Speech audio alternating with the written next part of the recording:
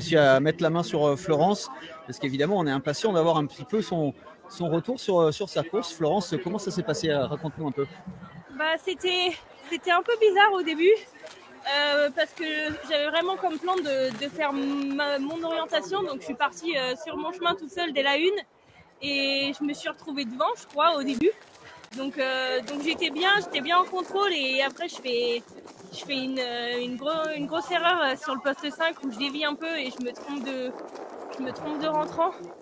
Et après, j'essaye de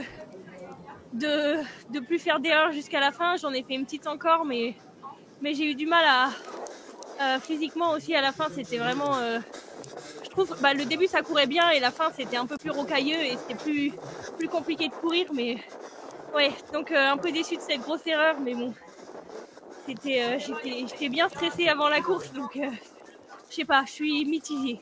Mieux que les autres jours, mais c'est toujours pas ça, quoi. Et comment tu as trouvé le terrain?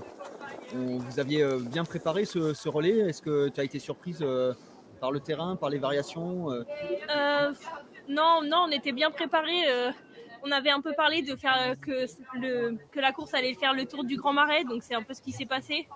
Donc ouais, on savait qu'au début ça allait être un peu ouvert et qu'à la fin un peu plus de végétation. Donc pas trop de surprises. Ouais, qu'est-ce que tu attends pour la suite de ce relais? Et ben, on verra. Je sais que les filles derrière, elles ont.